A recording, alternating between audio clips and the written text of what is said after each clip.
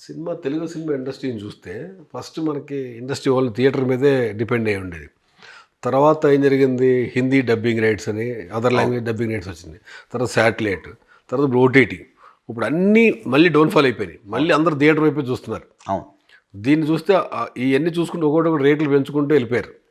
ఆర్టిస్టులు కానీ మీ ప్రొడక్షన్ ఇప్పుడు మనకి రెమ్యూ వస్తుంది కాబట్టి మనం క్వాలిటీ తీయాలన్నంత ఖర్చు పెట్టారు కదా. అవును. ఇప్పుడు మిగిలిన అన్ని రంగాలు డౌన్లో ఉన్నాయి. అవును. అంటే అదర్ లాంగ్వేజ్ డబ్బింగ్ కానీ అదే అన్ని శాటిలైట్స్ కానీ శాటిలైట్ కానీ ఓటీటీ కానీ ఈ టైంలో ఇప్పుడు నిర్మాణ రంగం ఎలా ఉండాలనుకుంటున్నారు?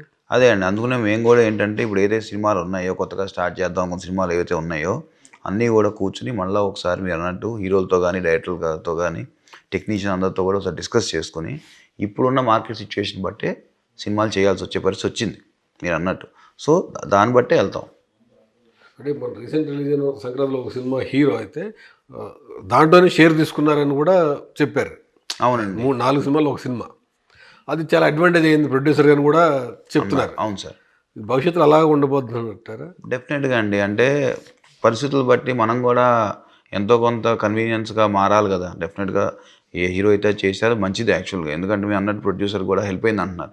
సో ఫ్యూచర్లో మీరు అన్నట్టు ఈ ఓటీటీలు శాటిలైట్లు ఇంకా బాగా తగ్గిపోయినప్పుడు మన ఓన్లీ థియేటర్కల్ మీదే బేస్ అయ్యి సినిమా తీయాలన్నప్పుడు డెఫినెట్గా హీరో గారు కానీ ఒక డైరెక్టర్ కానీ మనతో వాళ్ళు కూడా చేయి సాయంగా ఉంటే దానికి మంచి ఇండస్ట్రీకి కూడా అది మంచిదే కదండి. ఎక్కువ సినిమాలు ప్రొడ్యూసర్ తీయగలుగుతారు. ఇంకా దాన్ని ఏమంటాం మనం హ్యాపీగా కూడా ఉంటాం. మనశంకర ప్రసాద్ సుస్మిత గారిని కూడా మీరు పార్ట్నర్గా కలిసి చేశారు ఇద్దరు. అంటే 2 బ్యాన్లు గోల్డ్ బాక్స్ అండ్ షైన్. ఎందుకని అనుకుంటున్నారు? చిరంజీవి కోసం లేదా ఆవిడ ఇంట్రెస్ట్తో వచ్చారని జాయిన్ అయ్యారు? అంటే ఒకటండి, సినిమా మనం తీసుకెళ్ళినప్పుడు చిరంజీవి గారికి కథ అయితే విపరీతంగా నచ్చేసింది.